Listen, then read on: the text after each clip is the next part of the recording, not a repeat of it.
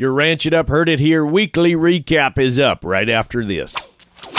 At Trans-Ova Genetics, it's simple. Their mission is to provide opportunity and advantage through genetic acceleration. Sounds great, but what does it mean? That means using the latest technology to get your cow herd where you want it and where you need it as quickly and efficient as possible. So, from now until September 30th, any donor cow collected via IVF will receive a $100 discount. Genetics you need and money back in your pocket. To schedule an appointment or consultation, head to transova.com. The Jorgensen Land and Cattle 2024 Mother Lode Angus Female Sale, Saturday, September 21st at the farm in Ideal, South Dakota. There will be all running ages. There'll be bred heifers. There'll be a handful of fall calving cows.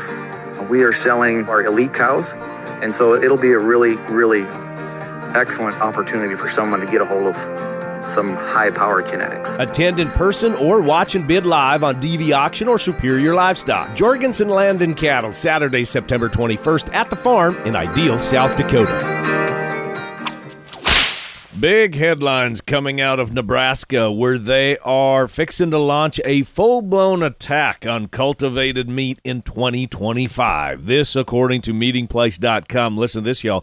Nebraska is poised to become the fourth U.S. state to formally institute laws that restrict the sale of cultivated meat now that Governor Jim Pillen has signed an executive order prohibiting state agencies and contractors from buying cultivated meat products starting in 2025. Pillen is working with the Nebraska Department of Agriculture, the NDA, to develop new guidelines to protect the state's agriculture industry as well as consumers from lab-grown meat. In an announcement, he stated that Nebraska farmers and ranchers are committed to producing the best food products anywhere. Governor Pillen is also calling on the Nebraska Department of Agriculture to begin developing a rule-making process to ensure that any cultivated meat products sold in stores in Nebraska are properly labeled and are not marketed next to natural meat on the same shelves.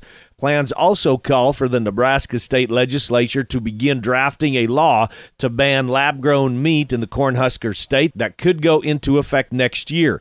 Florida became the first state to enact a cultivated meat ban, criminalizing the manufacture and sale of cell-cultured meat that went into effect July 1st and prompted an outcry from investors in biotech and food companies, in addition to sparking a lawsuit by alternative protein company Upside Foods.